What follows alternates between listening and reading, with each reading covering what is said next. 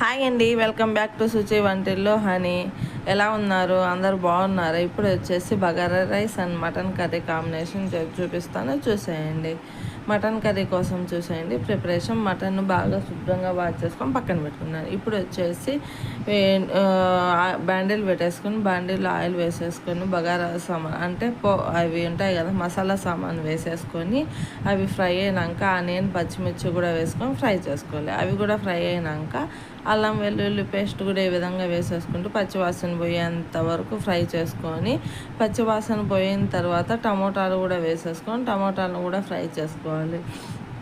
మాడిపోతుంటుంది కాబట్టి ఇది వచ్చేసి కొంచెం లో టు హై ఫ్లేమ్ అడ్జస్ట్ చేసుకుంటూ ఫ్రై చేసుకొని కరివేపాకు కూడా వేసేసుకొని ఫ్రై చేసుకొని మూత పెట్టేసుకొని మగ్గించుకుంటూ ఉండాలి. మూత పెట్టుకొని మగ్గించుకుంటూ ఉండినాక వీటిలోకి వచ్చేసి కొంచెం మగ్గినాక సాల్ట్ వేసేసుకోవాలి. సాల్ట్ వేసేసుకున్నాక పసుపు, అలాగే వచ్చేసి కారం, గరం మసాలా, ధనియా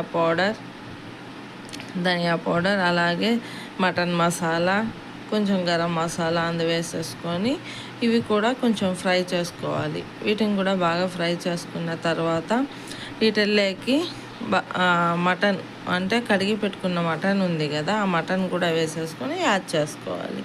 ఆ మటన్ని కూడా పచ్చివాసన పోయేంత వరకు దీంట్లోకి బాగా, అంటే పచ్చివాసన కాదు, కొంచెం వాటర్ పైకి తేలేంత వరకు, అంటే మటన్లో నుంచి వాటర్ వస్తాయి కదా, అవి తేలేంత వరకు కొంచెం మగ్గించుకోవాలి. అంటే దాంట్లోనే అటు వాటర్ వేయకుండా అటు ఇటు మగ్గించుకున్న తర్వాత కొత్తిమీర, పుదీనా కూడా యాడ్ చేసుకోవాలి. కొత్తిమీర, పుదీనా యాడ్ చేసిన తర్వాత దాన్ని కూడా కొంచెం కలుపుకోవాలి, మిక్స్ చేసుకోవాలి. మిక్స్ చేసిన తర్వాత కొద్దిసేపు మూత పెట్టేసుకొని వాటిని కూడా ఉడికించుకోవాలి. మూత పెట్టినది క్లిప్ అయిపోయింది. ఉడికించుకున్నాక కొంచెం వాటర్ యాడ్ చేసుకోవాలి. యాడ్ చేసుకొని వాటర్ని కూడా బాగా ఉడికించుకోవాలి మటన్ వాటర్లో. కానీ బెల్లంలో ఉడకదు కాబట్టి నేనైతే ఈ విధంగా కుక్కర్లో పెట్టేసుకున్నాను. ఒక 7 విజిల్స్ వచ్చేదాకా ఉడికించుకుంటే మటన్ కర్రీ అనేది ఈ విధంగా రెడీ అయిపోయింది. కొత్తిమీర వేసేసుకొని సర్వ్ చేసుకుంటే మటన్ కర్రీ అనేది రెడీ అయిపోయింది. దీని కాంబినేషన్లో బగారా రైస్ చూపిస్తాను చూడండి.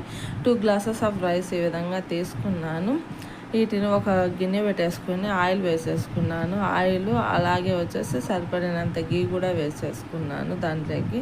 అలాగే మసాలా సామాన్ వేసేసుకొని ఫ్రై చేసుకున్నాక ఆనియన్స్ కూడా వేసేసి ఈ విధంగా ఫ్రై చేసుకొని దీంట్లో కూడా కొన్ని పచ్చిమిర్చి వేసేసుకొని వీటిని కూడా ఫ్రై చేసుకున్నాను. ఇవి ఫ్రై అయినాక కొంచెం అల్లం వెల్లిగడ్డ పేస్ట్ కూడా వేసేసుకొని దాన్ని కూడా ఫ్రై చేసేసుకున్నాను.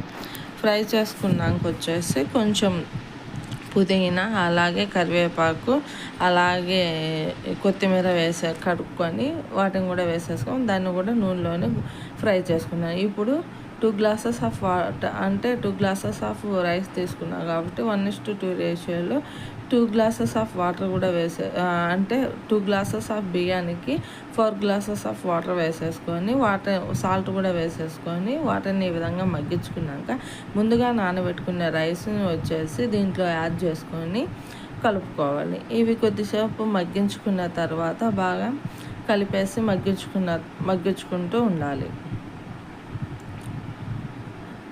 ఇవి మగ్గిపోయిన అంటే బాగా ఫ్రై అవుతాయి. ఈ విధంగా అయినప్పుడు కొంచెం తేమ ఉందనంగా మంట అనేది సిమ్లో పెట్టేసుకొని దమ్ పెట్టేసుకోవాలి. పైన ఏదైనా పెట్టేసుకొని దమ్ పెట్టేసుకుంటే ఒక 5 మినిట్స్ ఉన్నాక మటన్ అంటే బగారా రైస్ అనేది రెడీ అవుతుంది. సర్వ్ చేసుకుంటే బగారా రైస్ అండ్ మటన్ అనేది రెడీ అయిపోతుంది. ఈ రెసిపీ నచ్చిన శుచి వంటిలో హనీ